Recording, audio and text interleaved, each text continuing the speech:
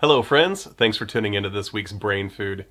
You know, I was talking to some people lately about social media, and the thing that was said is that silence is an answer when it comes to social media. And I loved that. I loved the idea that not responding is an answer. You know, some people might think that you're just being lazy and not coming back to the conversation, but I think especially if the conversation got heated, no response might be a very good response. So let's take a step back for a second. One of the things that I do in LinkedIn training when I'm talking to people about their professional headlines on LinkedIn is the fact that I have guitar player in my professional headline. And that's a personal choice because I do not talk about religion or politics on social media.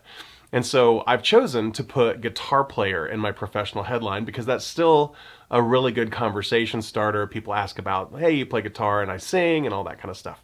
So that comes up. And then later on in my profile, you kind of have to look for it. The only place on social media that I talk about religion is the fact that Trista and I are active in our church, and it's buried in the About section of my LinkedIn account because that is important to me. So it's okay to say that. I just don't lead with that. So back to the idea of silence is an answer. I'll tell you, I talk to a lot of people that hardly use Facebook anymore. They're just so tired of the drama on Facebook.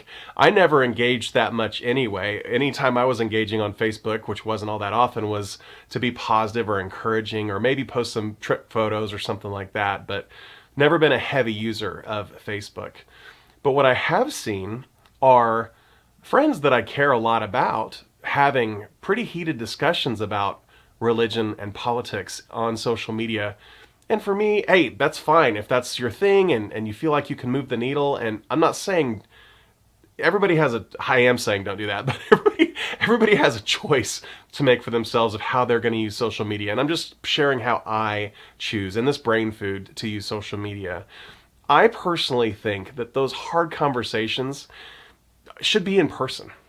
And this kind of comes back to an age-old sales conversation I had with somebody long time ago when I was first getting into sales, is if you're going to have a hard conversation about money, like the client owes you money or it's going to cost twice as much or whatever the thing is, you need to pick up the phone and not send an email about that because it's a hard conversation and you want people to hear your voice and understand your tone and what you're trying to say because there's a whole bunch of unspoken things that come across in the way that you say it versus not in the text that you're writing. So I've taken that to heart. It absolutely helped me in sales, for sure.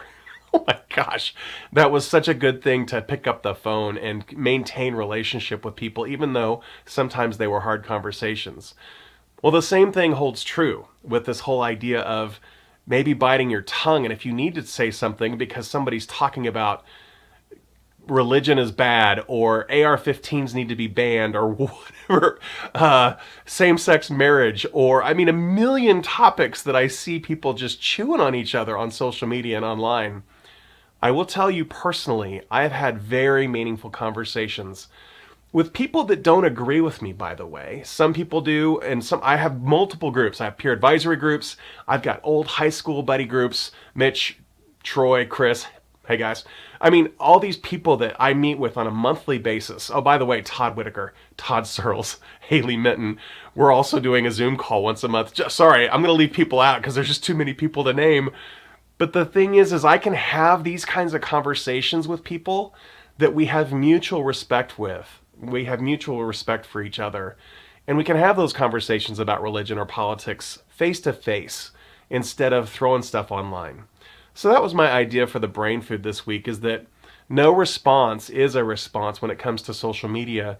And I guess the idea there would be before you type out the angry response on social media about anything, maybe pausing and just not responding to that is the right answer. And maybe if it's important enough for the relationship you have with that person, if you actually have a relationship with that person, because a lot of times the most angry things that happen are because of trolls that are just swooping in and saying crap about your thread. Anyway, maybe take the time to get together with that person and have a meaningful conversation. I will tell you, I'm just going to throw this out there. Michelle Keller, I appreciate so much that we are talking about race issues right now over coffee at Scooters on K10. And so there's a lot of things that are going on about those kinds of hard conversations as I'm trying to figure out what I believe and how I'm going to react to situations in this world. And so I'm talking to my gay friends, and I'm talking to my black friends, and I'm talking to people at my church, and I'm talking to my peer advisory groups, and I am not posting stuff on social media about any of it. Except for this video, because it's such a great brain food, and it's such a topic. I mean, I hope I don't get a storm for this, but that's just how I believe it should be done, is that you should talk to people in person about these important, very important topics that can be misconstrued or misunderstood between friends. I hope that was helpful. I would love to hear your feedback in the comments on this one, and any thoughts that you have about posting on social media or in-person conversations or any of that kind of stuff. And I will tell you, if you have a storm comment or something that's angry in the comments, I'll probably choose not to respond to that.